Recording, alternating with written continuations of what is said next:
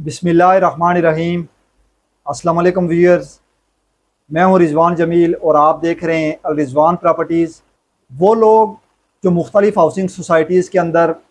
अपने प्लाट्स तो ले लेते हैं, कुछ हाउसिंग प्रोजेक्ट्स जो होते हैं वो इंस्टॉलमेंट्स पे होते हैं और कुछ हाउसिंग प्रोजेक्ट्स ऐसे होते हैं जो कैश वाले प्लाट होते हैं। और बहुत सारे ऐसे लोग जो वो परेशानी का शिकार रहते हैं कि हमारे प्लाट अब सेल नहीं हो रहे, और अगर हम सेल करना चाहते हैं तो वो नुकसान में सेल होते हैं। ऐसी क्या वजह हो सकती है कि आपका प्लाट जो है वो नुकसान में सेल हो रहा है, चाहे वो कोई इंस्टॉलमेंट वाली सोसाइटी है या कोई कैश वाला आपका प्लाट है। आपको जिस डीलर ने लेके दिया था, क्या उस डीलर की तरफ से कोई मिस्टेक हुई है, या उस हाउसिंग प्रोजेक्ट के अंदर इतनी जान ही नहीं है कि वो हाउसिंग प्रोजेक्ट आपको टाइमली डिलीवर कर सकता और आपका जो पैसा है या आपकी जो अमाउंट है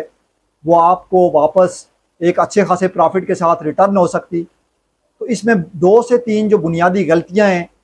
जो लोग फर्स्ट टाइम प्रॉपर्टी खरीदते हैं या जो सेकंड टाइम या थर्ड टाइम प्रॉपर्टी खरीदते हैं,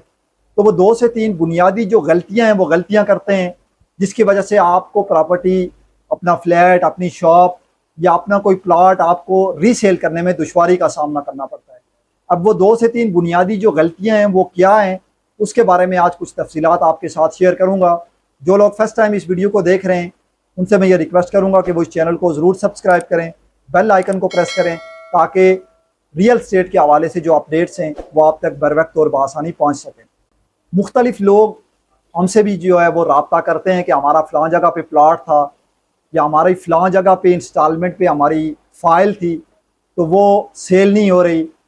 जब हम उनसे वजह पूछते हैं तो वो ये बताते हैं कि मैंने अपने किसी कज़न से, किसी रिलेटिव से या किसी और जानने वाले के थ्रू ली थी। इसमें सबसे बड़ी आप और बुनियादी जो गलती करते हैं वो आप ये करते हैं कि आप डायरेक्ट किसी भी अथराइज डीलर से कांटेक्ट नहीं करते, जिसकी वजह से वो अथराइज डीलर आपकी चीज़ में इंटरेस्ट नहीं रखता। फॉर एग्जांपल, अगर आपका एक कज़न है, आपका एक भाई है, उसका कोई जानने वाला है, आपने अपने भाई के थ्रू बुकिंग करा ली या कहीं शॉप ले ली, तो जब आप उस चीज़ को दोबारा रीसेल करने जाते हैं तो जो मिडल मैन होता है वो मिडल मैन चूँकि प्रोफेशनल नहीं होता, और वो नॉन प्रोफेशनल होने की वजह से आप उसने जिस बंदे से आगे फ़ाइल, कोई प्लाट या कोई अपार्टमेंट दिया है, जो अथराइज डीलर होता है वो आपकी चीज़ में इंटरेस्ट नहीं लेता। और समटाइम्स ये होता है कि जब आप कोई चीज़ ले रहे होते हैं तो आप गैर ज़रूरी ये इस तरह की डिमांड कर रहे होते हैं कि हमें फ़लाँ बंदा ये डिस्काउंट दे रहा है और आप उस तरह का डिस्काउंट नहीं दे रहे। फॉर एग्जाम्पल, अगर एक बंदा आपको 10,000 रुपये का डिस्काउंट दे रहा है और आपके प्लाट की रीसेल वैल्यू या 3 से 4 साल बाद या 2 साल बाद आपके उस प्लाट को रीसेल नहीं कर पा रहा, तो यकीन जाने कि आप वो 10,000 का नहीं बल्कि 10 लाख रुपए का नुकसान कर रहे हैं। उसकी रीज़न ये होती है कि जो अथराइज डीलर होते हैं या सोसाइटी के साथ या किसी भी हाउसिंग प्रोजेक्ट के साथ जो अथराइज सेल्स पार्टनर होते हैं, वो आपके प्लाट की लॉन्ग टर्म रखवाली करते हैं। उसका जो बैकअप है प्लाट का, वो प्लाट का या उस फाइल का बैकअप करते हैं, आपको मुख्तलिफ इंस्टॉलमेंट में डिस्काउंट दिलाते हैं, आपका जो प्लाट नंबर है वो प्लाट नंबर आपका सोसाइटी से लगवाने की कोशिश करते हैं। फिर आपकी अगर इंस्टॉलमेंट्स जमा करवानी हो किसी हाउसिंग प्रोजेक्ट के अंदर, आपकी वो इंस्टॉलमेंट्स जमा करवाते हैं और मुख्तलिफ तरीक़ों से वो आपकी हेल्प कर रहे होते हैं, और जो वो जो हेल्प कर रहे होते हैं वो आपकी फ्री ऑफ कॉस्ट हेल्प हो रही होती है। लेकिन आप चूँकि बुकिंग ऐसे बंदे से करा लेते हैं, फॉर एग्जाम्पल, अगर एक प्लाट आपको एक बंदा 1.5 लाख की बुकिंग प्राइस पे आपको दे रहा है और दूसरा बंदा आपको जो वो बुकिंग प्राइस 1,30,000 की दे रहा है, तो आप 1,30,000 वाले के पास लालच करके चले तो जाते हैं, लेकिन आप हमेशा के लिए उस प्लाट के अंदर फंस जाते हैं, जो आपकी रीसेल वैल्यू को जो है वो डाउन करता है।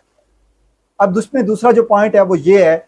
कि आप अगर जब कोई चीज़ लेते हैं तो आप कोशिश किया करें कि आप उसको एक दफ़ा सर्च कर लिया करें कि जो लोग इस हाउसिंग प्रोजेक्ट के, इस बिल्डिंग के जो अथराइज सेल्स पार्टनर हैं, उनके साथ हम डायरेक्ट डील करें। इसमें बहुत सारे जो ओवरसीज़ पाकिस्तानी हैं वो धोखे में आ जाते हैं, और मिडल मैन जो होता है वो मिडल मैन आपसे ज़्यादा पैसे भी लेता है,